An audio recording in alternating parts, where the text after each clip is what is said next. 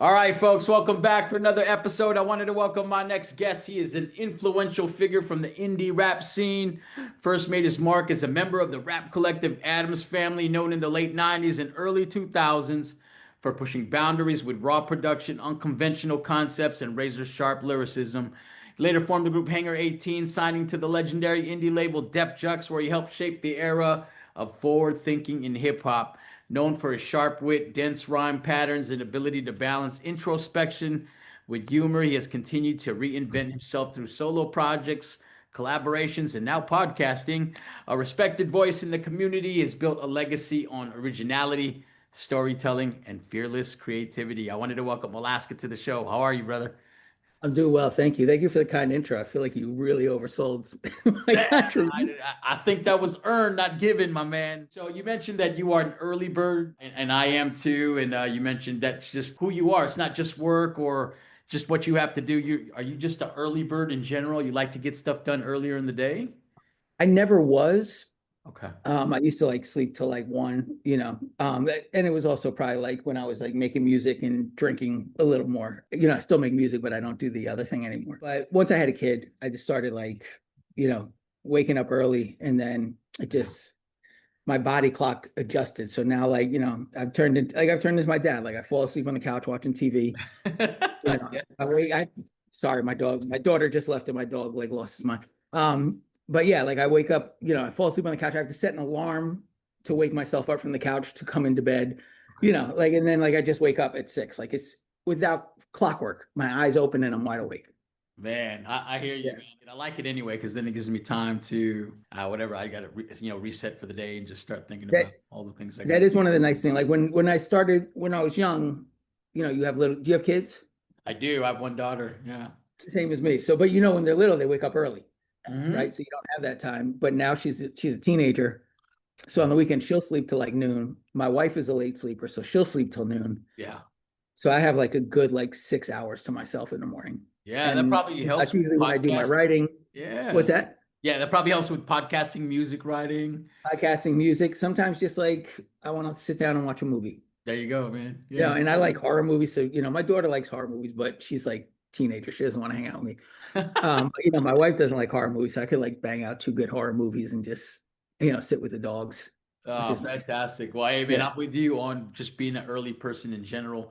Yeah. Before we talk about just your amazing contributions to hip hop, I'd love to take it back real quick. Do you mind just telling me where you were born, where you grew up, and where you call Sure. home these days?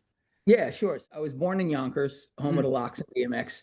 I can't claim Yonkers. I only lived there till I was 2 years old. But the one interesting thing about where I lived was like my dad grew up in Yonkers, but the building that we lived in was the same building that the son of Sam lived in, Oh, crazy. which is like my dad always tells me that like we used to live in the same building as son of Sam. So anyway, we moved there. Like we moved a little bit further upstate when I was 2 to an area called Peekskill, which is like, it's sort of like if you're looking at like New York City, or so you got New York, you got the Bronx, you got Yonkers, which is like the Bronx's hat. Yeah. And then go up like the next sort of like city, I guess, would be Peekskill. Okay. And it's a small city. Like when we're talking city, it's like, like not even like a secondary or third city in the state. It's like the 15th city in the Oh, state. okay. So it's not a crazy big city, but so I moved up there and I grew up there, and then I moved down to the city in like 98. I moved to Brooklyn in 98, and I've been in Brooklyn since. 98, was that high school time or No, that was post college. I'm an old man. okay. So All right, yeah, man. that was post college. Nice. It's a good time for music though. When you moved out there, Yeah. 98 was a good time. Yeah. So, like we had been doing a ton of stuff down in the city area. Like I started doing shows down there in like 94, I think. Oh man. Yeah, So, great. we had been down there for a while, but I finally had money to like afford, an apartment with my homie. We found like a apartment for like $800. So it's like, all right, we could both go $400 a month. Yeah. What was your introduction to music? What were your family members listening to? What is your earliest memory of music?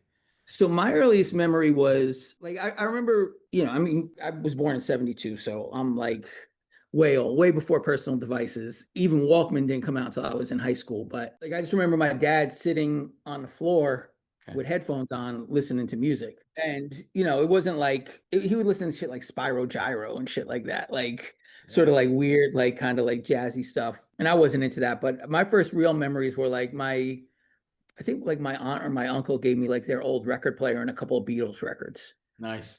And then like, you know, like I remember that. I remember like I at one point I had like every Beatles record on vinyl, you know, and it was just like family members giving me their old records. They're all beat up and stuff. But the two records that I remember buying myself were Joan Jett's I Love Rock and Roll Oh, 45 yeah. and then Queen's The Game, which had like Another One Bites the Dust, Yeah. like that record. Like those were the Oh, two, like with my own money, like, you know, whether it was like birthday money or like a little allowance money, whatever it was. But those were the first two records I remember buying. yeah. Classic Yeah. rock. Well, Yeah. at some point though, you learned about rap music and hip Yeah, hop. yeah. I mean, like, you know, rap music kind of became mainstream during my formative years, right? Yeah. So, like when I was little, so my dad worked on like beer and soda trucks when I was growing up. Okay. And so he always had like he had a beer route and like the way that works is like, you know, you pay for a certain territory where you're the only person allowed to deliver course, Yep. right? So that's what he worked on. And I used to work on the trucks with him all the time when I was little. He always had like some teenage dude that would help him. Like it was down in Mount Vernon, and all these kids from the Bronx would come and they would work on the trucks. And there was this dude named Paulie who was this graffiti writer from the Bronx. Like he was down with like Cap and those guys. Like if you remember Star Wars, like he was friends with them. And you think I'm going to start talking about hip hop, but he started giving me heavy metal tapes. Nice. So he gave me like Iron Maiden, like all this stuff. And I was really into heavy metal. And I was like in, you know, fifth, sixth, seventh, eighth grade. And then probably around like 88, which is like, I think like the very common story for like a lot of white kids, like Yo MTV Raps came on Yeah. and I fell in love with it. I was like, oh shit. And it was like special ed was the one that really like caught me. Like you know, Thanks. I remember being like younger, sitting and like reciting Eric B. and Rakim rhymes and like That's awesome. LL Cool J rhymes, like those like 86 tapes, you know what I mean? Man. But it wasn't until like I saw special ed and I was like, I'm the same age as that dude. Yeah.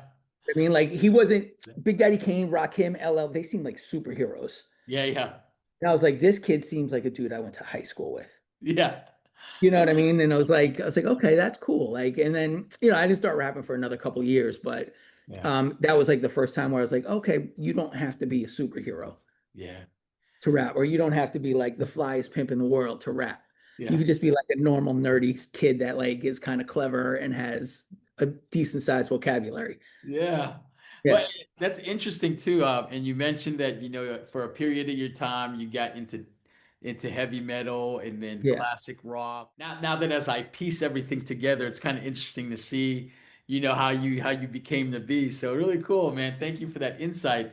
No And, problem. Yeah. and you mentioned that, you don't start rhyming until a couple years later. So Yeah. what was the catalyst for you to actually say, I'm gonna pick up a pencil and start doing this thing? It's really pretty embarrassing. But so it was when it was my freshman year of college, Yeah. and a friend of mine wanted to make an answering machine message that was a rap. So, you know, I had a friend that beatboxed, and I was like, I'll write it Nice. and perform. And that's how I started rapping. That was like the first thing I ever did. Dude, that's Yeah, I mean, well, scratch that. When I was young, there used to be a thing in malls where you could go and like record your own version of a song. I do You know, know. I do remember that. yeah. Yeah. So, like my best friend in high school, his family moved to LA, and we went out to LA to visit them. Like my parents were good friends with them, and like I was good friends with the kid, and we went out there. And it was just like we went to a mall out in LA, and they had that thing. I was like, oh, I want to do one. And I did like Beastie Boys, Fight for Your Right to Nice. Play. So I had that. And then that very same day, we went to like, you know, you're doing all the tour shit. We went to Universal Studios, and my dad's like, isn't that guy you like? And I turn over, and it was Kid from Kid and Play. No way. Like in Yeah, because person? you noticed the hat, the Yeah. hair, you know what I'm saying? I was like, oh shit. So I went over, I was like, can you autograph my tape? And That like is he autographed my tape. awesome. So that was very solidifying. Like that whole trip, like I was very into hip hop back home, but I was the only kid in my neighborhood that was into hip hop. Oh, Like my wow. friend group. And I went out there, like I met him. I went to Tower Records for the first time. Like we had Tower Records in Manhattan, but I was so young, I Yeah. wasn't going into Manhattan by myself at that point. That must have been Um, overwhelming. it was overwhelming. I bought Yeah. like all the NWA, like Yeah, yeah. tape. I I saw like a Cool G rap tape for the first time. I bought that. Yeah, Like it was all that stuff. I was just like, oh my God, like this is heaven. So like that's like the moment that solidified me, I think, is like I'm a diehard rap fan. And yeah, like that's when my tape collection started going from like overwhelmingly heavy metal, yeah. moving it's like overwhelmingly rap to like all rap. Oh, that is So awesome. by the time like I was in college, it was all rap at that point. Yeah. Well, Yeah. and you mentioned that you were the minority in where you were living at the time. Was it, were you, just did it feel weird that you were like one of the only guys that listen to rap music, or did it eventually pick up, and were you just always, the I lone think wolf at when it first it came did, to? like it was kind of like a secret passion. Like Uh-huh. I would go home from school and just like, play like tapes and like shoot baskets in my driveway. Yeah. Um, but like eventually I was just like, man, fuck it. I like this shit. Like I don't Yeah. care if anybody else has a beef with. And through that I found other people that did like hip hop. Yeah. I mean, like, like the people that I mentioned, like being like young and kicking like those rounds, like all my friends like were really like intrigued by it when it came out. Like there was always breakdancing contests. But as we got older, they moved away from it. Okay. And I wasn't super into it then, but I got more into it as I got older. Like I really got into it. Like I didn't like the really old school, like very sort of like A B rhyming. Yeah. Like I liked like Microphone Fiend was the one that like Hmm. caught my attention. Like the way he was putting words together, I was like, oh, that's really cool. And it was like all those internal rhyme structures that really like hooked me. And like it's the same thing with like special ed. Like special ed has so many Oh, different yeah. like rhyme structures in there that I'm like, wow, that's so cool.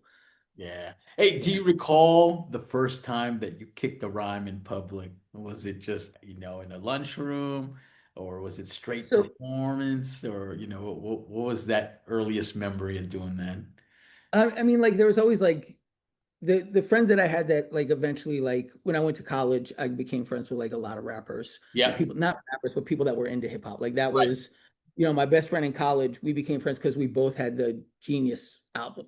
No, Like the yeah. first one, like the old one, right? Like Words from the Genius. I was like, oh, you had that. Oh, dang, I yeah. think he had like Steezo as well. And I was like, oh, Steezo's dope. Like, and I used to like when I would freestyle to myself, I always had this line about Steezo jumping out of the helicopter. Like, I don't know if you remember Steezo. Yeah, absolutely, Yeah. man. So he had that video where he jumps out of the helicopter to save the day or whatever. And like, so like that's how I started bonding. And we would like, we would like smoke and drink and freestyle Okay. in our rooms.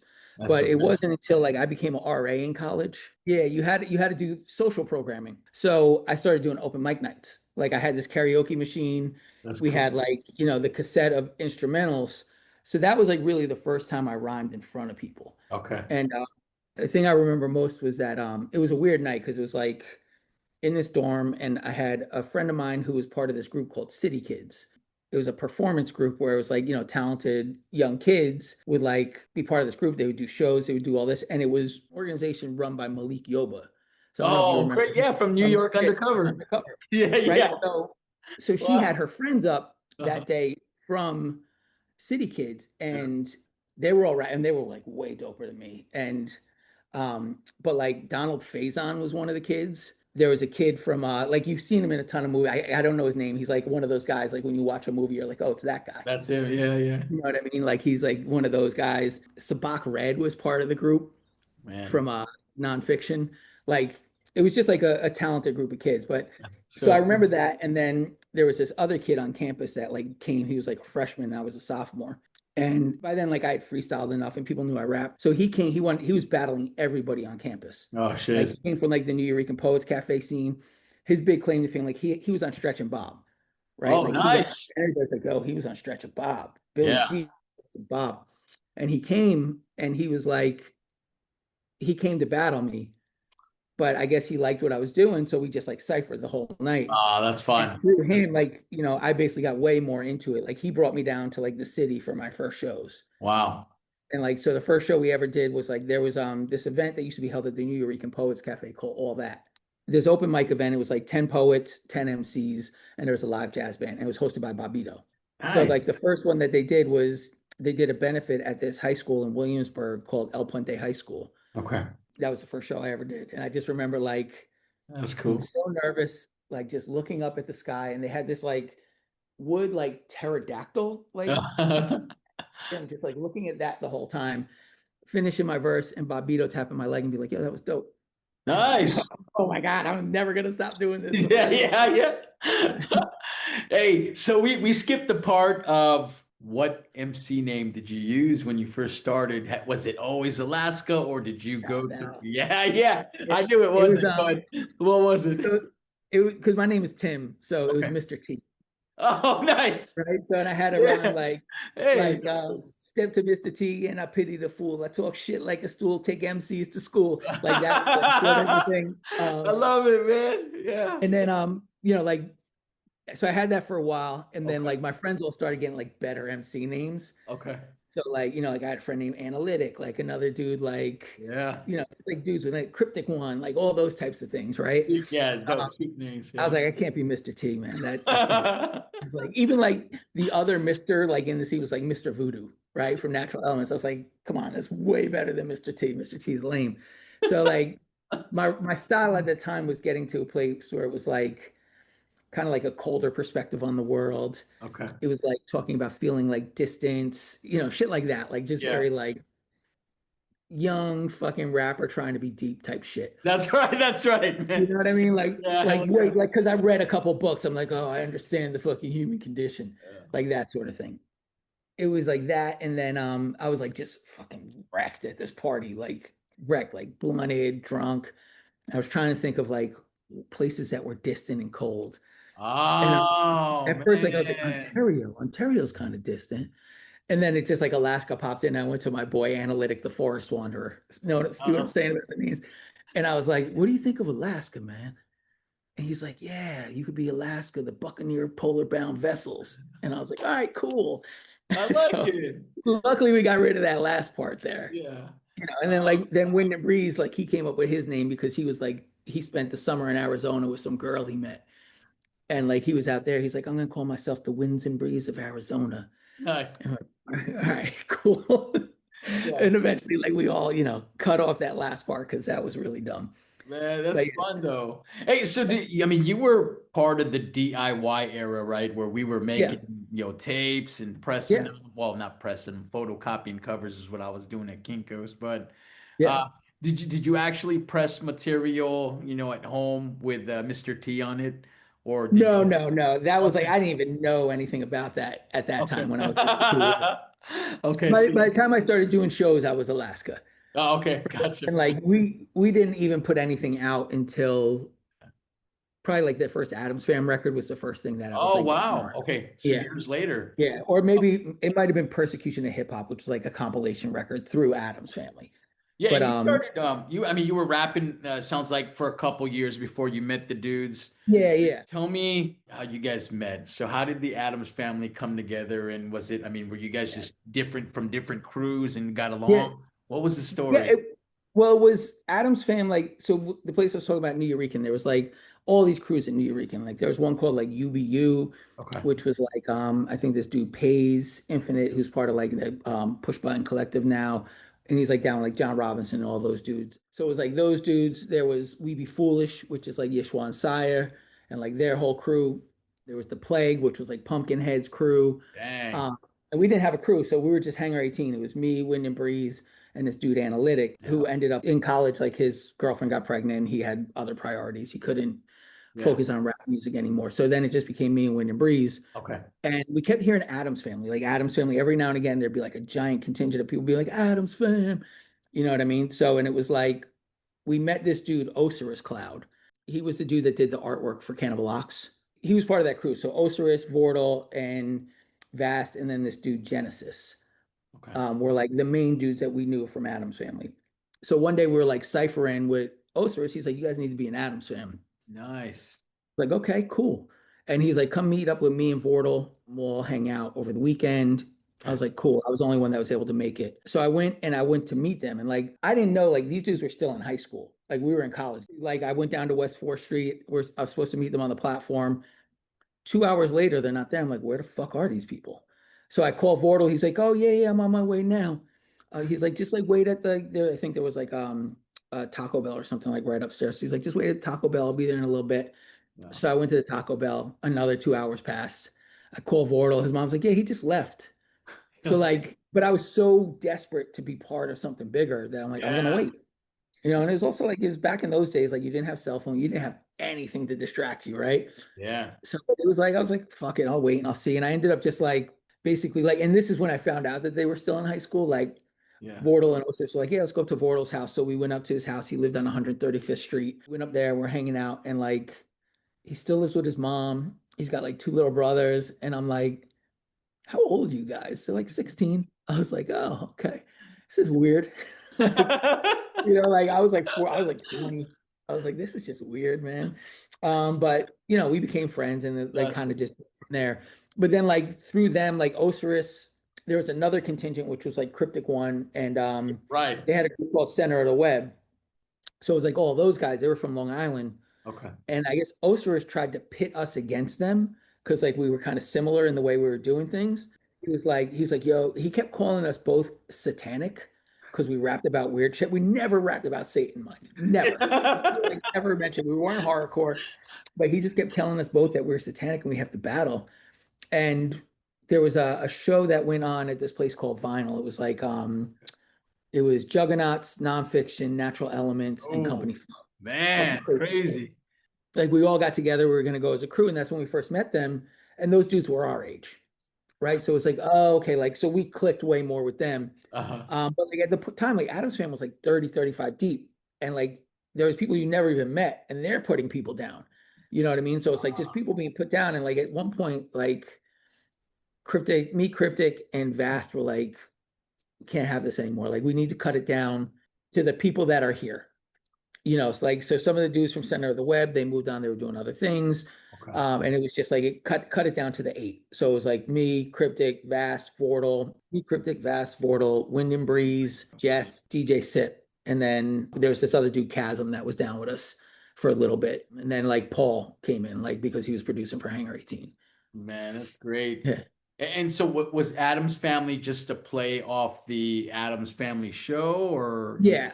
Yeah. So okay. it was started by Vast and Vortal and like that crew. I think it was probably more Genesis and Vast. Like Vordel, he was friends with him. They all went to high school together. And then they like just basically invited like everybody they met to be a part of it. Like high school shit. You know what I mean? Like you're like, oh, you rap you down, you want to be down with us? Cool, let's do it. Yeah, that's kind of how that went. Yeah, and what an interesting makeup of a team, right? Yeah. Very, you guys are all like known for abstract, unconventional, just a awesome, unique way that you guys do hip hop. Was that intentional or was that just a natural outcome of your music? I think it was a mix of the two. Like, Yeah. I think like it's just the only way we knew how to do it. I think we had a disdain for rules. That was Okay. part of it. So like, everybody's like, you have to do this structure. It has to be like this. It has to be that. And we're like, nah, fuck that, man. We're not doing that. And there was like when we started going to New Eurekan, I think there was a bit of a generational shift that was happening. When we first got there, it was very much more like sort of conscious MCs. We Yeah. were coming out of that period, right? Where it was like kind of that native tongue period was winding down. We were getting into like the bad boy era, Yeah. like bad boy Jay-Z era. Then there was like we were a reaction to both of those things, I see. right? Like we didn't want to be either of those things. So we're like, we're just gonna do this other shit. And it wasn't just us, it was like something that was happening with people our age, like like Pumpkinhead and those dudes, like they were on that same shit. They're like, "Oh, fuck Absolutely. this shit. Like, because I think you kind of start seeing through things like when you're around people, like when you're not around like conscious MCs, you're like, oh man, those guys are really fucking deep. They're like really like into community. They're into this. It's dope. And then you get around them and you realize like, no, they're actually the biggest scumbags in the whole world. Like it's one of those things like, Yeah. it's kind of like you see a preacher that's like, a man of God. Like if you have to tell me that all the time, you're not, Yeah, that's right? a good point. Like you're treating women like shit. You're being like shitty to your community. You're treating other people like shit, but you're claiming you're conscious. No, that's a good point, man. I've met, So some folks who I've called heroes, and then I see them in person. I'm like, oh man, yeah, it just sucks, fucked right? it up for me, man. Yeah. Yeah, So that's a great point. But yeah, it yeah, was certainly the start of a sound that was very distinct in that time yeah. period. Really cool, man. And so I'm interested in just the writing process. Did you guys all Mhm. write together, or was it one person took the lead and y'all just recorded whenever? Were y'all in the same room? What was that like? So initially, it was just like we all wrote on our own. Okay. right? Like, so we would like, so remember I told you I was like working on beer trucks. Yeah. So I would work on beer trucks and I would have these like long pieces of paper that were like the order sheets. They were like legal size paper, right? As opposed to Uh, like the regular. And yeah. I would just write a rhyme until I covered the whole thing. Like I'd have it folded in half. Here's one half, boom, until I had the whole thing covered. No understanding of bar structure, no understanding of anything. And that's how we all did it. Like we would just write these like 3-minute verses and we call each other on the phone or recite them to each other. And it was like, it's really like the most fun I ever had as a rapper, like that type Sure. of period. Then we would show up at the studio and we would just like team up. Like, I got this verse, you got this verse, let's make a song. And it would be like, trying to like before technology, before anything, you Right. get like 2 minutes into your verse and fuck up. You're like, oh my God, I got to go back. It would take you like 8 hours to get a verse down. Yeah, sure. Um, Yeah. so there wasn't like when we first started, there wasn't necessarily like an idea of like doing things in any way that made sense. Yeah. As we started doing it more and more, then we would sit down and write together and come up with a concept. Sure. But at first it was just like, you know, let's just connect together. Like me and Vortal were a group. Had like 90 different names. We were like Formless Metamorphic, Proletariat Imperative, Saga Tetsuo. But Oh, like, they basically would do that. We would have like these fucking insane verses that would become songs that only our friends had on tape. yeah. You know what I mean? It was like Oh, that sort of a man. thing. Is there a Um, record of that stuff still? Do those I think exist? Cryptic has it, and then do you know Gang PTP? He was part of Adam's fam too. He used to go by Okay. Gray Type. He's fucking one of the dopest people I know in music. Like, Nice. just like I lost track of him. Like, you sort of like I stepped away from music like around 2009 when I was having my daughter. Hangar Sure. 18 up, the label went under. Like, I won't get into that because I'm sure you want to probably get into that at some point. But Yeah. I stepped away for a few years, right? So I recently I reconnected with him maybe about like 7 or 8 years ago, and he's just like super solid dude. Still Awesome. doing like really like artistic avant-garde shit. Like one of the best like engineers that I've heard on a record. Like, Wow. just brilliant dude. Like, but he has a lot of this shit. That's how I got into him. I think him and Cryptic Yeah. have it in cassettes somewhere that it just needs to be digitized. Yeah. There's a couple of dudes that are like archivists of all the shit that's been out there, Yeah. and we're trying to get them to like digitize it. Like there's these dudes, Wise Guy and Gaston, they're identical twin brothers. Yeah. They used to film everything. Oh man, that's So fun. like every Yeah. New Year weekend event, they would film it. They would film the ciphers outside, which were really the bigger, more important part because that's where the community happened. Yeah. And, like we would be out there from like 11 o'clock at night till 4 in the morning rapping. That's fun. And it was like Good everybody times, that was man. part of that scene was there. And they have all the footage, man, all of it. Now, and it's great too because there are a couple Adams Family compilation volumes that are on the Mhm. Bandcamp, and it's got Yeah. some of the tracks where you guys are freestyling, and it's like, Yeah. man, and like I know they're genuine freestyles, right? I know they're Oh, not, yeah. and I love it, man. It just captures just what true freestyling is, man. And so I've Yeah. got stuff that I'm not exactly sure how it got online, but just people got it, and so I've learned to appreciate it. I hated hearing it before, but it's like Yeah. that was like authentic freestyling, man. And so It's a I different skill enjoyed. set, man.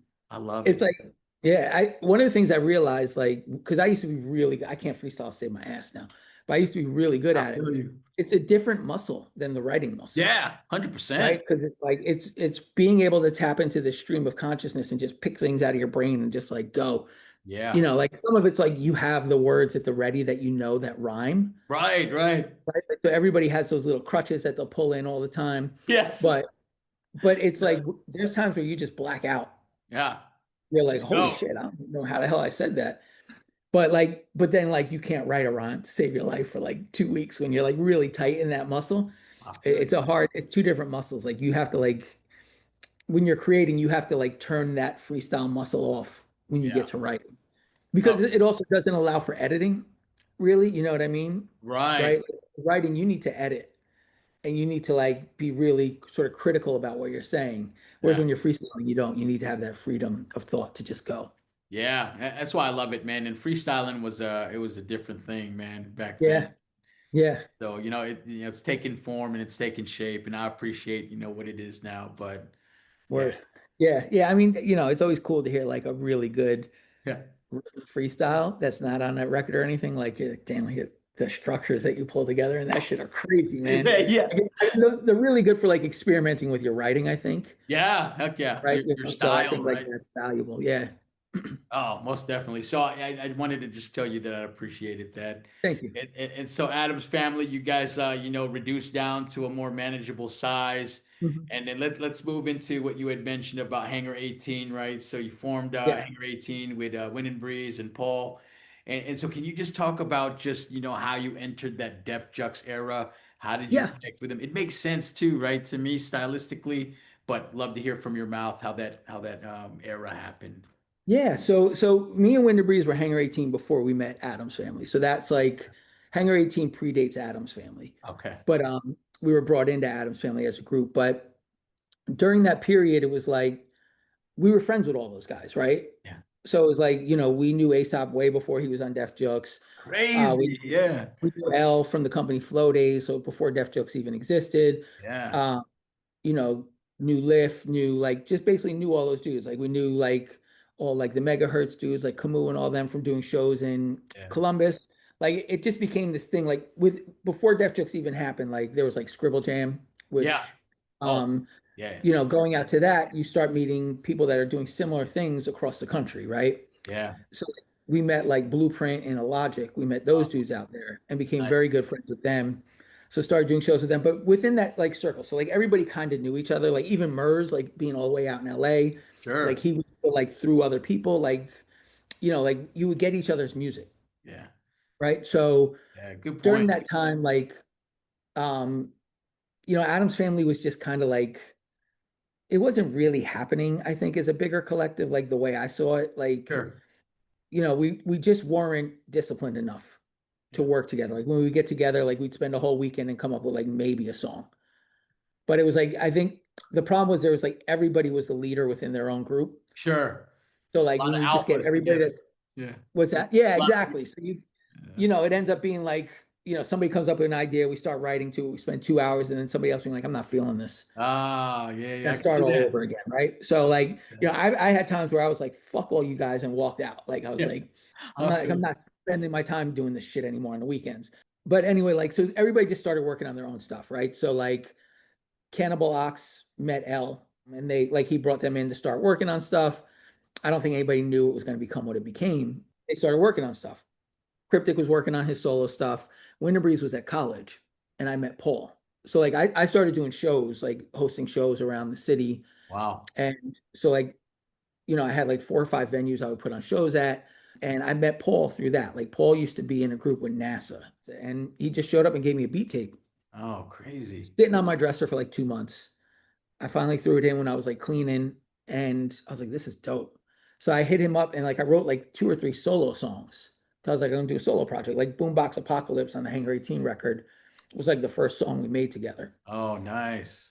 And then Win was home from college, like, for like winter break or whatever. It was like, come out, I want you to record this song with us. So we recorded like 2 songs and just immediately we're like, this is it. Oh, So we did like 3 or 4 songs. We gave it to like Aesop, like just, we all, like I said, we all traded tapes, right? Here's yeah. my new, check it out.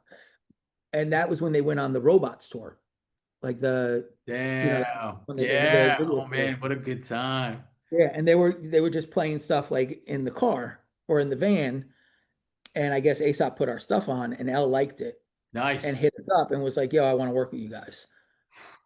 So it's basically like that. So it was like we met with them. They're like, we want to put out a single, which I think was the Beat Slope. Like we had that song done. They wanted to put out the Beat Slope single. We're like, all right, cool. And it was like, if you guys could put together a record, we might put it out.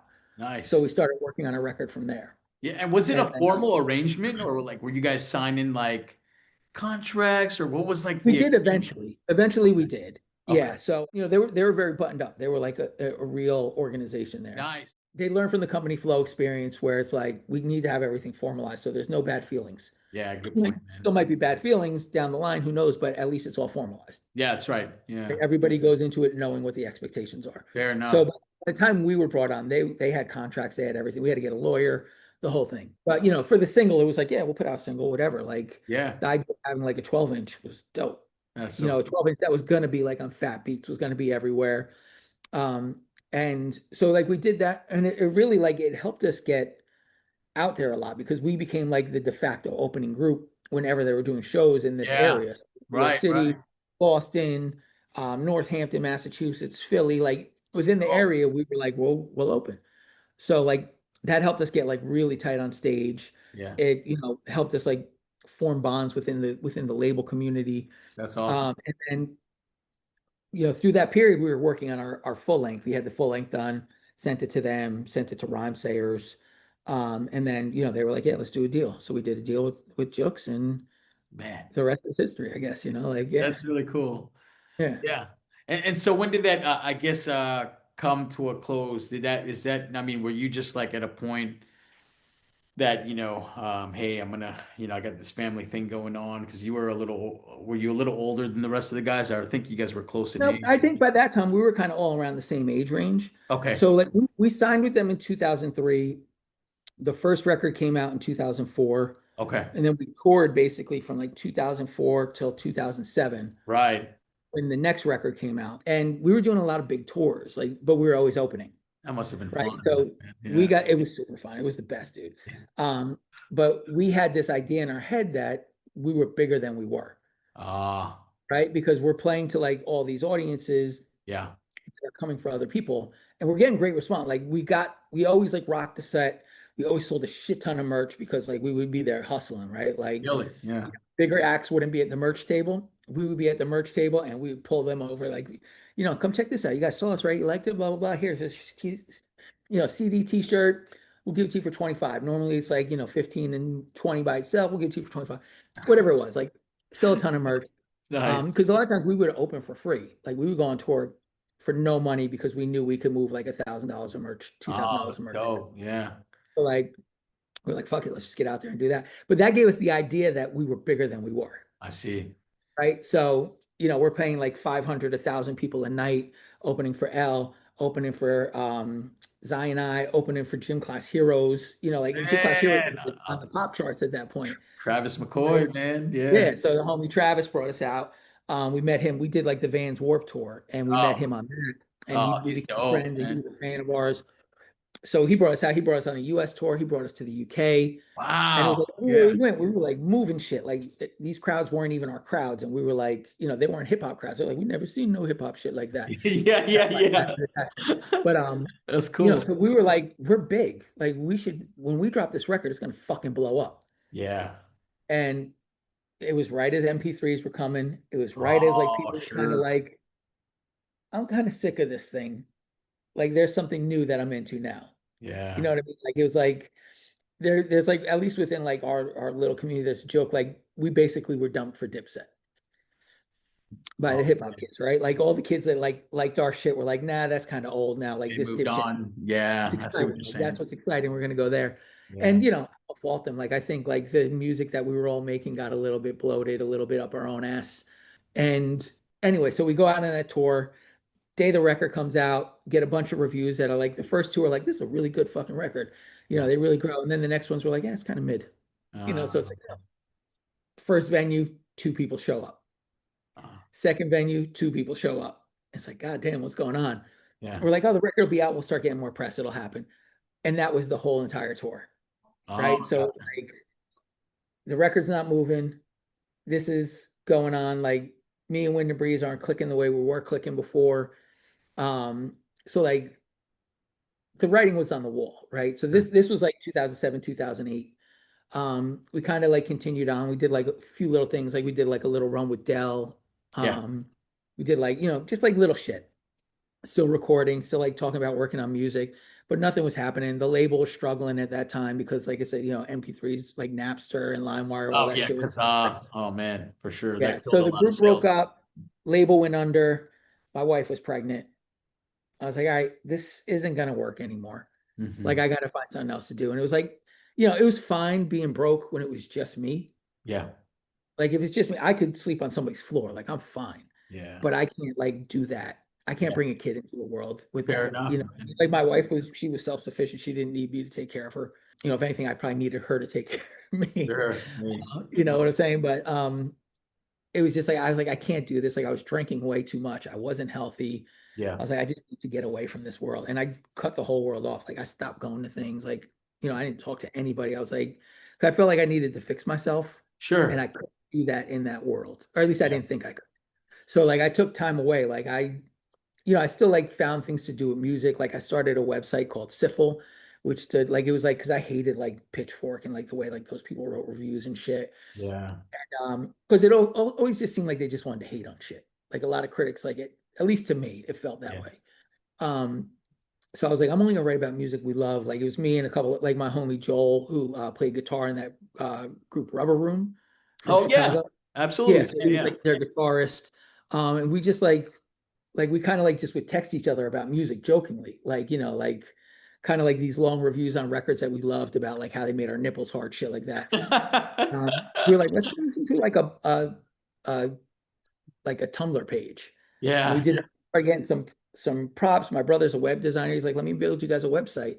So we built Nice. this website. Syphil stood for shut your fucking face and listen. Like Uh, it's like, nobody gives a fuck about your opinion. Like just listen to the music and like it. And like that's so cool. we ended up like building up like a staff of like 15 people. Like we didn't make no money on it or anything like that. Passion. So I did like that's how I stayed involved in music. And it's kind of like how I fell in love with music again. Like Nice. I hated like by the time I left, I was like, I don't want to do anything with this shit. Like I'm kind of like sick of it.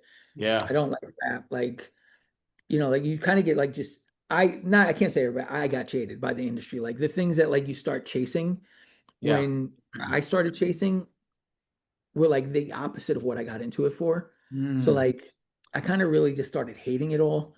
And so yeah, so like I just kind of stepped away from it. Like I started writing about other music. Like I didn't really focus on hip hop at all when I was writing on that. Unless there was like one or two things like just really caught like Odd Future caught my attention when they Oh, first dropped. And sure. I'm the first person to interview Tyler. Like if Crazy. you go back into the archives of Tyler the Creator and go back to the very first thing, No it's my kidding. interview with Tyler the Creator. Yeah.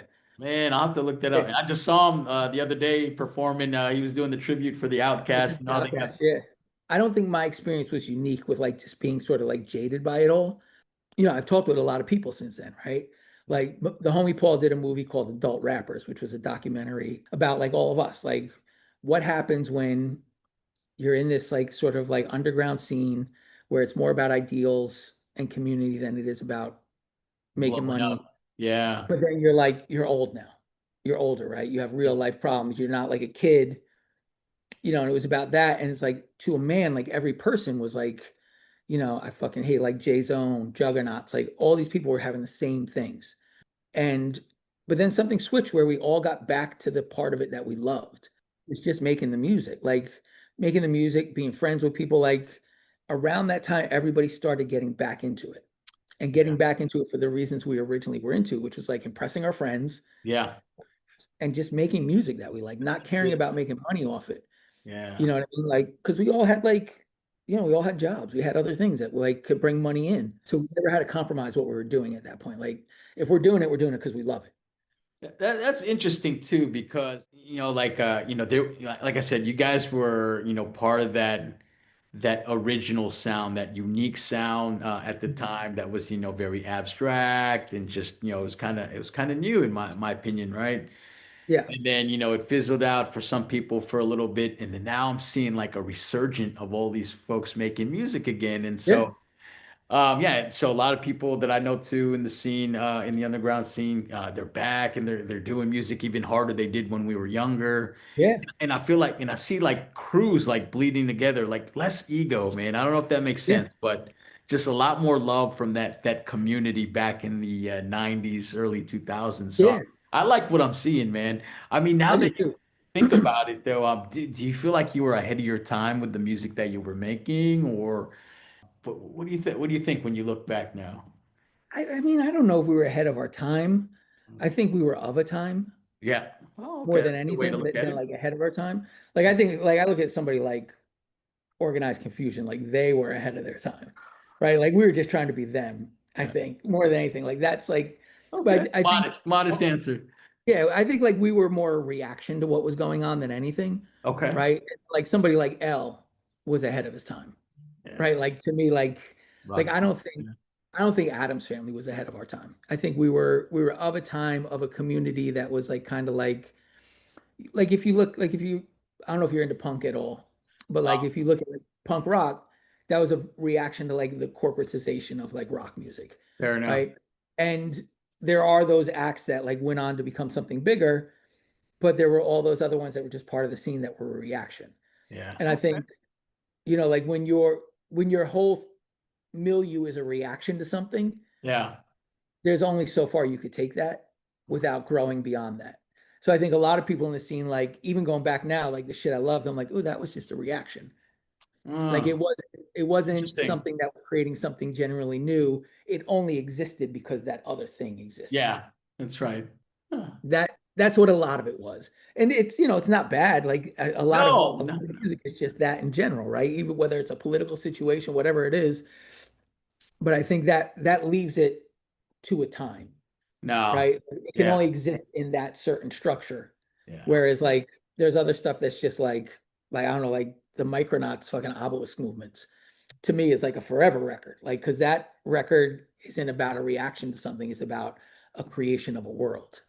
Yeah, that's interesting. Because, and I'll take it back to your previous answer about another question that I asked you, and you mentioned that you didn't want to be too underground, and then the bad boy era was coming, so you kind of Yeah. just, as a reaction to those two different styles of music, came Yeah. like Adam's Family type music. So, Yeah. yeah, Yeah. well said, man. I like that. Good Thanks. Yeah. perspective. Yeah.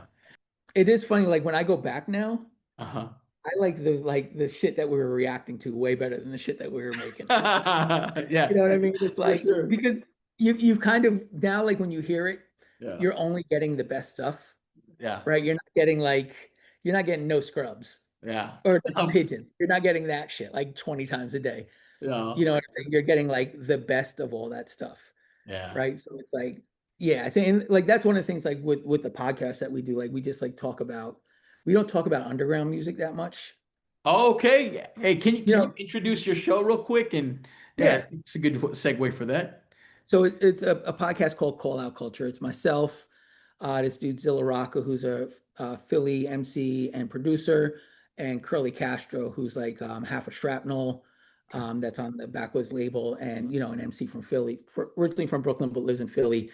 And yeah, we have this podcast where we started talking about rap, and it was like, Nice. we like the first couple years were like talking about Wu-Tang, talking about Mobb Deep, talking about like we didn't really go deep into like underground shit.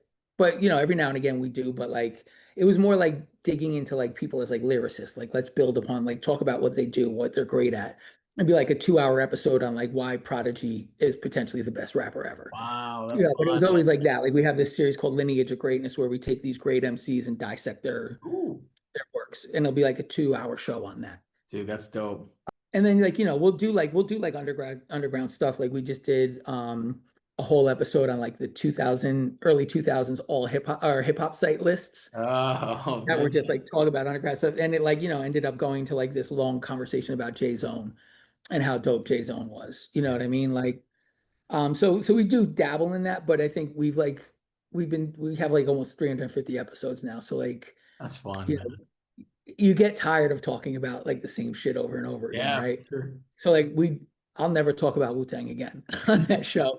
You know what I mean? Or I'm never gonna talk about like Def Jux again on that show. You know Yeah, what I mean? Like stuff like that. Like we did for our 300th episode, we did definitive indelible MCs episode where we interviewed everybody. We interviewed L, we interviewed Just, we interviewed Len, we interviewed Breeze, we interviewed Jay Treads. damn. Like it was like a 3 hour episode, so it's like, but now it's like we're gonna do like we do these tournaments. So we're gonna do a tournament about yacht rock and figure out what the best yacht rock song is.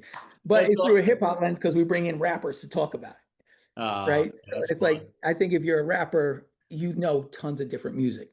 Because like whether you're sampling it, whether it's like just something like the shit, right? So it's like, you have like the homie Eddie Meeks from Southern Vanguard Radio coming on and fucking talking about these yacht rock songs like they're the best thing ever. Oh, Meanwhile, he's making like the most like fresh Atlanta hip hop music ever. You know what I mean?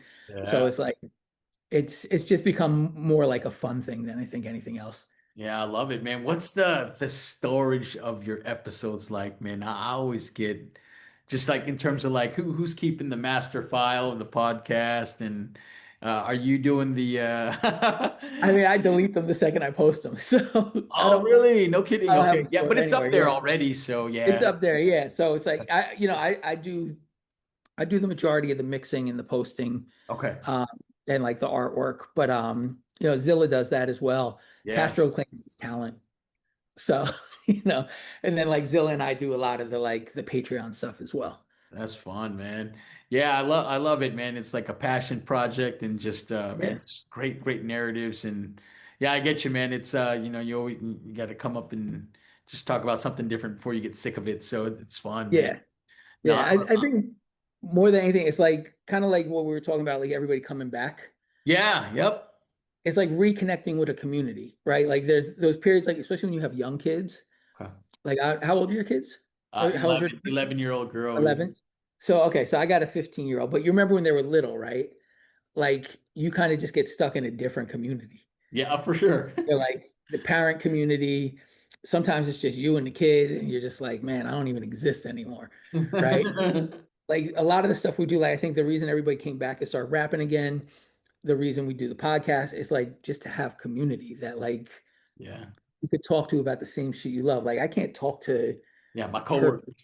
my coworkers, her Yeah. friends' parents. Like none of them know what the fuck I'm talking about. Yeah, exactly, All exactly. right, like if I want to talk about this shit, I got to find that community of people to talk to. Yeah, for sure. Yeah, stay connected, man. I love it. Yeah, Yeah, similar values and yeah, especially folks from the 90s, we get that. yeah, Yeah, yeah. just same attitude, man. Now that, you've it's like maybe 20 years now since you first hit the scene. Do you have Yeah. any advice for new artists in terms of just the DIY grind that you went through in the 90s or just anybody making music? If you could just share some advice, what would you share to a younger MC these days? I would say go all in while you can.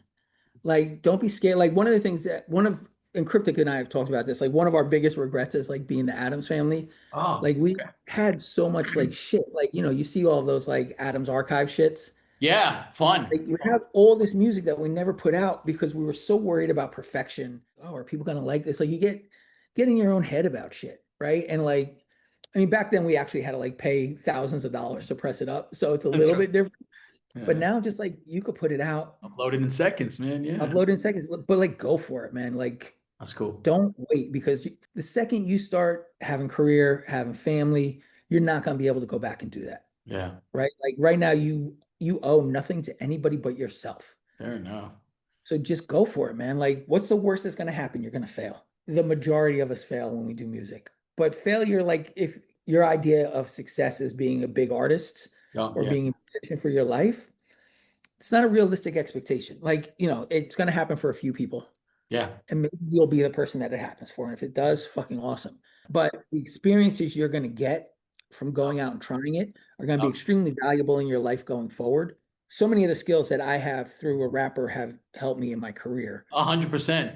Because it's like, it's like I work at a university. I'm not going to say what university, but in a capacity where like I run a department, right? But I'm not concerned about like if there's an event, I'm going to go get my hands dirty and set up the room, right? Because it's the thing you come from in that scene where it's like if you have an ego, you're an asshole. Like if you need to like set up stage, you set up the stage. If you Yeah, need to sit at the merch booth, you sit at the merch booth. sure. Your work is getting shit done and making sure like what you're putting together is a success. I That's love what matters. That's what you learn. You learn to like put your fear aside, right? If you it. want to sell merch, I hated doing merch because it was like I got to talk to people. I Yeah. got to try That's to right. sell. The salesman, right? It's the most uncomfortable feeling in the world, Yeah, but you get used to it. And then you're like, you learn how to talk to people, sure. right? So that's going to become very valuable in your life. When you go on job interviews, if you could talk to a stranger, start up a conversation, it's going to be helpful. Yeah, that's a good Like point. all these things are helpful. Like you have to be super fucking organized. It's Yeah, going to help you. You got to like have time management. Like all these things are going to help you in your life, yeah, right? But also, if you try it and you fail, at least you know you went yeah. for it, Oh, right? Like you went for it and you probably didn't fail because there are going to be people 20 years later that are like, yo, I remember that song that you put out, mm-hmm. right? Or like me and my boys used to listen to that record all the time. Yeah, And that's way more than most people got. that's right. You know what Yeah, I mean? It's like you're forever. Like Hangar 18 wasn't a big group. We sold like 30,000 records. Like that might seem big now, but it wasn't big then. You know what I mean? Like now it's like having 2,000 streams. It's like the equivalent of that, I guess. Yeah, but I mean, who's done that, right? And the Yeah, experiences that you get out of it, you're right, man. They're priceless and irreplaceable. yeah. And you put something into the world that can exist forever, right? Yeah, Like somebody like, I don't know, I'm trying to think like Chuck Berry. He put out a record in the 50s that people still play, yeah, right? Mozart created something like the 1700s that people are just still listening to, yeah. Good point. right? Like there's all these things like, or just even it could be somebody even more rare than that. Like, Yeah. some like obscure blues musician that like has like a wax cylinder with his music. Somebody's still looking for that. No, oh, yeah. That person's forever. You have that opportunity to like create something that's forever. That's great. And I do have a couple friends that, they make music, but just never got around to putting anything Yeah. out because they were just too critical of Yeah. I for know a lot of people like whatever that that reason, man. So you're right. are And their own they worst enemy, man. Yeah. At a certain point, you just gotta let it go and put it out there, or you're gonna be stuck. yeah, But I exactly. also have friends that wanted to do music and didn't. That like when I was at the end of my music journey was like felt like, I mean, I had a mattress on a floor in like a 3-bedroom apartment that I shared with two people I didn't even really know. Yeah. Right? Like they were doctors, had families, had houses. They were like, man, you got the best life. I'm like, dude, I got the worst life. You got the best life. But it's Uh, like, they wanted to be musicians and they're That's still right. wondering that. Like you could Yeah. always go back and work. You might not be able to be like, a structural engineer. Yeah. You could always have a job. You could always make money. You could always do these things. You can't always do this. Yeah. That notch under your belt. Yeah, that's a Yeah. good point, man. That's a Yeah. good. Like take a shot on yourself. If you fail, you fail. Who cares? Yeah, but you did it. Yeah. No, Yeah. that's right, man. Yeah, hey, that's great advice. Do you ever go back to your old stuff and listen to it or no, not so much these I days. mean, every now and again, Yeah. like it's like sometimes like Wind and Breeze and I used to like get drunk and listen to old stuff. It was where that like regret would come and be like, we were really fucking good. Like for what Yeah. we were doing, we were really good. Yeah. And we were so in our own heads, like that we, probably should have done. Like I listen to it now, I'm like, oh, that's like a very unpolished artist. But I'm the same way, like I think most artists are like this, where when I'm making a record, I listen to it nonstop, Yeah. Oh, right? I'm the same way, bro. Yeah. Yeah. Nonstop. The second it's released, I'm I sick of never it. I Yeah, never same. listen to it again. Yeah. Oh, that's funny, dude. And then I'm off to the next record where I'm like, I'm working on that now. That's all I listen to. Oh, that's a great point. I'm Yeah. the same way. I'll listen to it 1,000 times. Yeah. Although I should say, like, sometimes when I do get stuck, I'll go back to the beginning and listen to everything Okay. just to try to unstick myself, like, see where I've been and what I've done and try to avoid going down those, like, because I think when I feel stuck, like, I'm going down those same roads. I see.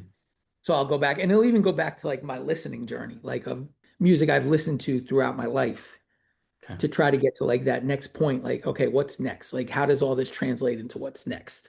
Yeah, well, that's great.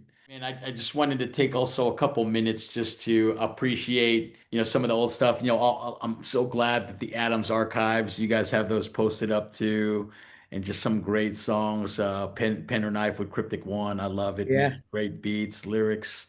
And then I told you about the freestyles. Just man, you just captured a moment in time that brought me back to just what Thanks, man. what what freestyling was like, man. Yeah. And so really, really cool, man. And you said you don't get to practice much these days, or do you when you're driving, or do you just not I, practice freestyling anymore? oh, no, I don't really even bother anymore, Uh, honestly. Yeah. Like, anything like I'm just thinking of like if I'm driving, like I'll throw on an instrumental and try to think of like, try to write a song in my head. yeah, Which now that the older I get, the worse my memory gets. I But, feel you. Yeah. I've definitely done it like, like on a road trip, like I'll sort of throw something in, like, and just like work through like a verse in my head, get to like a stoplight and just start typing it into my phone real quick. Yeah, Um, like that, I'll do that more than freestyle at this point. Like, yeah. Jotting I don't, jotting notes and later combining them. Yeah, I do. yeah, exactly. Yeah. Like I have this big like sheet of just like, random bars. They mostly never get used, but it's just like a repository for a potential line that might like start a verse or like, get me from a spot that I'm stuck to the next spot.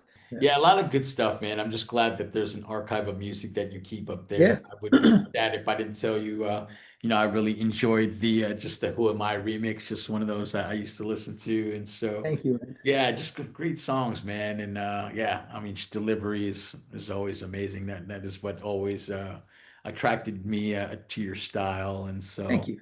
Yeah, Thank you. just good, man. And a lot of the stuff, do you still have hard copies or not anymore? Or are they just all digital now or I mean, I think Cryptic personal has hard copies? copies of stuff. Like I have hard copies of most of the Hangar 18 stuff. Nice. Like I have all that. I have like all the vinyl. Yep. Um, but I had to like rebuy it. Like I got rid of everything. Oh Um, man, that's and crazy. like I got lucky because Cryptic found he was going through like his parents' basement and he found like two boxes of Hangar 18 CDs that Oh I think he wow. got when we were on tour and he just like it was his car and he brought them home. Yeah, So I got like a bunch of that stuff. nice. And then yeah, like yeah, I've always been a purger. I'm not like a big collector. Ah, But as okay, I've okay. gotten older, I'm like, I kind of want that stuff. So like Yeah, now I yeah. collect everything that I'm on. I make sure I keep at least a copy of it. Well, great, man. I mean, it was an honor to speak with you, just, to learn about you in the early beginnings, the music that you make in your story, just Thank you, your man. awesome stamp on hip hop and just, that foundation you set for that experimental music in that time period. I thought you guys were ahead of your time, so very modest, man. But I'm glad you're still active creating, whether it be podcast or music, man. This is Hell great. yeah. And so Thank you, man. so with that, thank you. I love to close these interviews out with just some fun, lighthearted questions, and then Sure, I'll yeah, turn let's do over it. the floor with you. So let's do that. Here's my first one, super easy one for you. Favorite Okay. band or musician from the 80s? Ooh, from the 80s. Um, I'm gonna go with probably Iron Maiden. I still Oh, love Iron Maiden. Yeah. good, man. To your roots. I love it, Yeah. man. Yeah, yeah. Okay, who are you choosing between Madonna or Cyndi Lauper and why? Cyndi Lauper. Oh, Yeah, okay. I think I never liked Madonna, but I always thought Cyndi Lauper was kind of sexy. All right, I And like it. I think Madonna has a couple bangers without question, but there's always something very culture vulture about her. I don't know, Cyndi Lauper felt more like a genuine New Yorker Yeah, than a and she had response. Captain Albano, you know what I mean? She had like she yeah, Hey, that's a great answer. yeah. All She right. seemed like a better hang for sure. Uh, Yeah. okay. All right. Favorite book of all time. Probably Fear and Loathing in Las Vegas. Oh, okay. Good. Yeah. Can't say I read it. I did see the movie with Johnny Depp. Yeah. The It, book's good I though, mean, yeah, it's funny because I read it after seeing the movie, huh? and Okay. now when I read it, I do it in that voice, like the Hunter S. Thompson voice. So it's like that's Yeah. the voice in my head when I'm reading it. But it's definitely worth a read. Like the his way with words is brilliant. Oh, that's cool. Okay, good to know. All right. What are you choosing between chicken wings or chicken tenders? Wings. Wings, all the way, bone in, No right? way. All the Yeah. way, man. Yeah, yeah. Oh yeah, without question. All Yeah. right. I mean, dude, that was for Hangar 18. We used to like every time we went on tour, Uh-huh. we would go to this place called Down the Hatch, which is a bar on West 4th Street in Manhattan that had banging wings. And we would go there and it was like I think it was like 25-cent wing night and $5 pitcher night. Damn, 25 And cent wings, huh? Wow. we would go to town, bro. We would eat like 60 wings, drink like 9 pitchers of beer, and Yeah, then hit the road the next day. It was our sort of tradition before we hit the road. that sounds like a good time, man, for It was a sure. very good time. I mean, now if I eat wings, man, it's bad news for a couple days. All You know, right, and man. forget about drinking beer. If I drink beer, it's over, man. Well, while we're on wings, best flavor for chicken wings. Traditional, like just buffalo, man. Oh yeah, okay. I'm a lemon Yeah, pepper I'm a guy. All buffalo right. with blue cheese guy, man. Okay. Like, I'll dabble, like I'll like some other ones, I'll try them, but I'm always going for that like spicy tang with a little blue cheese on it. Money. That's magic. I love it, man. All But one right. of the things that I learned when I was so like my homies from college as well, like we used to always go like there's a spot, they lived out in Spring Valley, which is a spot in Rockland County, and there's a place there called Sutter Mills that had 10-cent wings and Oh, dollar beer damn. night back when we were Unheard in of, college. man. So we used to go through like it was like four of us, and it was like myself. I was like the smallest dude, And then like, the other dudes were like football players, like they were big dudes. So we would go through like 300 wings in a night. Jesus. We'd go nuts, dude. Oh shit, that's Yeah. awesome. Man. Oh yeah. Now it's like, man, dollar per wing, man. I think. It's crazy. Like I see that, I'm like, that's not a special. Or like I look at it, the menu, I'm like $16 for an Yeah. appetizer or wings. I'm not getting wings ever again. All right. Last three questions for you. On your pasta, are you going with red or white sauce? Probably red, Okay. but like we went out for my dad's birthday yesterday and I got like a lemon butter sauce on my pasta and chicken. That was really banging. It's a tough call, so It depends, huh? it depends, yeah. Fair enough. But for All like right. if you're dipping breadsticks, I'm going with a white sauce. Oh, okay. All right. Yeah. Yeah, No, I think I'm yeah, red with breadsticks, man. But yeah, no, it yeah, depends. I think that's fair. That's a good answer. yeah. Hey, you're from a place where folks are very critical of their pizza. Is it illegal Mhm. to have pineapple on your pizza? I've never had pineapple on my pizza, but I'm Oh like, man, okay. So probably it I'm, is but for I'm you. not like I'm not a dude that's gonna like tell Hey, somebody not to eat it, right? Like I don't care. I mean, like eat what you want, huh? New York pizza's kind of overrated, honestly. Oh, Like, okay. All right. there are great pizza places here, but the vast majority of them are just like some basic ass pizza places. So like, like I don't know, like I like buffalo wing chicken, like buffalo chicken pizza sometimes. Yeah. You just want You're something a not a little different, snob. right? Yeah.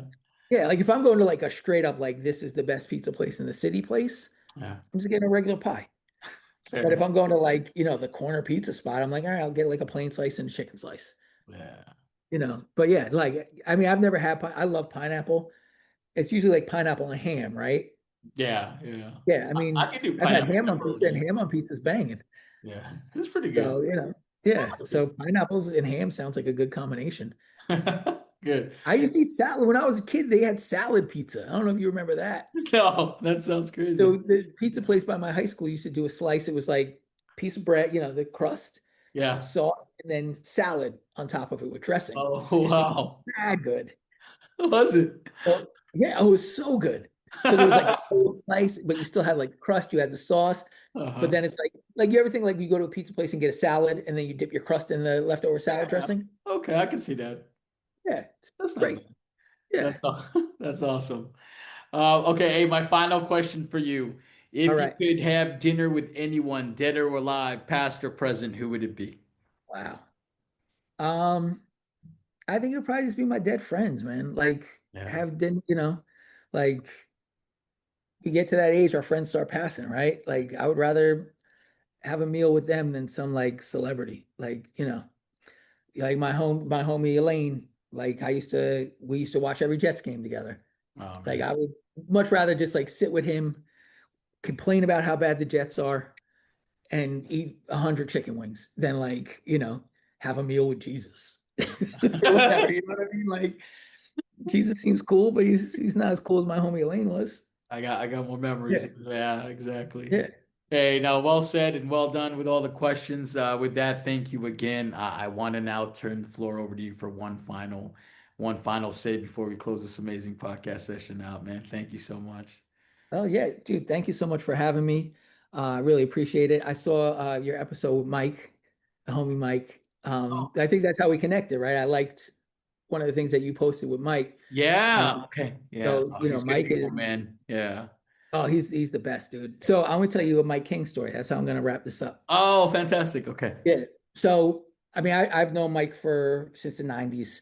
Yeah. Um, I'm still in contact with him. Actually, tonight we're doing a show together. Oh, Um, crazy. yeah, Okay. so I do this show called like the Call Out Culture Early Bird Special. Okay. I do it like every other month. And it's just basically like an opportunity for everybody that we were cool with to hang out. More Uh, than anything. Like that's what it is. Like that's how it started. It used to be something else. That thing ended and then I converted it into this. But anyway, Mike, so when we used to tour, like we would eventually see like Mike would just pop up at a date and be like on our opening act in like Omaha. We're yeah. like, how'd you get out here? Yeah. So fucking Mike was like, he's like, yeah, man, I'm just like, I'm connecting with show promoters. I'm just showing up. He's like, I have forged a Greyhound ticket that gives me like access, nonstop access. He's like, I forged it. And he's like, I just toured the country with this. And I was Wow. like, You're the best dude ever. Like, and I'm, this is like 25, 30 years ago. So I'm sure the statute of limitations has passed on that. Yeah, yeah, for You sure. know what I mean? It's clear. But so like, like, and Mike has always like just kind of popped up places that I'm at, Yeah. right? Like, a couple of years ago, there was like a new family night at my daughter's school. Uh-huh. And I'm there like, like my daughter was like I think in fifth or sixth grade. And I'm there with my wife and I'm like just catch this dude out of the corner of my eye and I'm like, that looks like fucking Mike. But he didn't have his dreads anymore. Okay. Right. So like I had always known with dreads. I was like, that looks like Mike, man. And turned I was like, I know him. Like I know him from She's like, don't do that. Like, don't be the guy that goes like to like one of the two or three black people at this event and be like, did you used to rap? Like, don't be that guy. I Oh, was like, all right, whatever. I was like, but that's Mike. I know it's Mike. And we left and like I hit him on LinkedIn because that was the only place I was connected to him. And I was like, dude, are your kids at like Brooklyn Friends School? Are you at the new parent event tonight? And he was like, was that you? He's like, I kept telling my wife that that was you. And she's like, rappers everywhere.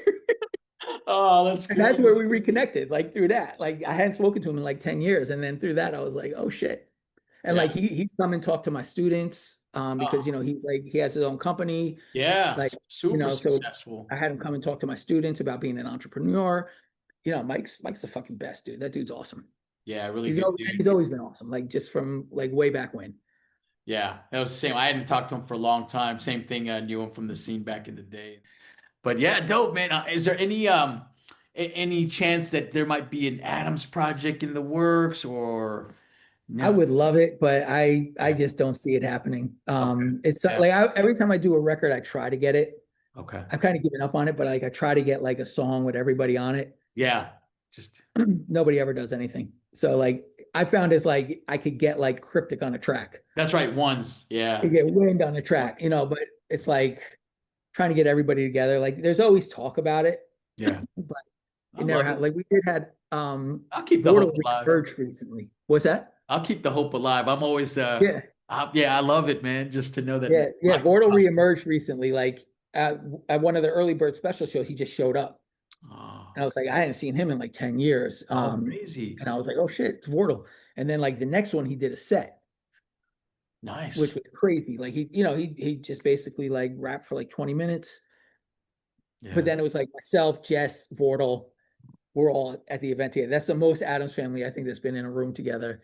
Like Hey. Bass, I don't think Bass lives in the city anymore. Wind and Breeze is out in LA. Okay. So Oh, wow. All over now. yeah, yeah. I mean, Wind and Cryptic did a record a couple years back called Adams, Yeah. but Oh, that was the man. closest we got. Yeah. Whew. Jess produced a couple tracks. So like that's as close as we got to like something. Fantastic, man. Well, Yeah. when's your next project dropping? Do you have something coming out in the I near have a few future? things. So I have a record with Zilla Rocca that's done. We Okay. have a group called Cargo Cults. Oh my God. So we Nice. dropped a record back like right around COVID called Nihilist Millennial. And Okay. then this one is called Kingdom Music for the Hard Rocks. It's from a Jay Zone line. Oh man. Um, so that's done. We just have to figure out what we're doing with it. And then Okay. I have a record with Steel Tip Dove that I'm working on. We got 9 songs done. I have another 5 written. I just have to get to the studio and Yeah. lay it out, and then that'll be done. And then nothing after that. Like I don't know. Like Yeah. I always Feels like like a kind of lot. whenever I finish the record, I'm like, Yeah. is this the last one? Like I don't know. Yeah. So I hope not, I'm man. kind of feel. I mean, yeah, I hope not too, but I don't know. Like kind of like right now, like I'm feeling like I might take a little break because I've been putting stuff out a lot. Like Yeah. just a little bit. But then I'm also like I'm old. Like if I disappear for a little bit, it might be it might be for good. You know what I mean? Like not even on some sinister shit, but like Yeah. like well, life has moved on. I'm doing something else. So Yeah. Exactly. yeah, I don't know. Like I kind of just create as it comes to me. Yeah. So and it just always comes. So I Yeah. guess we'll see what happens. That's But great, man. And I'd love to have you back anytime if you guys ever want to hey, come back from anytime, the man. We gotta figure get you out. on call out culture too. We'll have Oh, to figure out a way to work the time zones because we usually record at night out here. oh, we'll make it happen, man. But yeah, Yeah, absolutely. hell yeah. I'd love to have you guys to talk about that. So thank you again. I can't wait to get this podcast out. But man, hey, keep in touch. And again, it was an honor for me to speak with you. Yeah, thank you. Thank you, man. The pleasure was mine. Peace out. Thank you, man.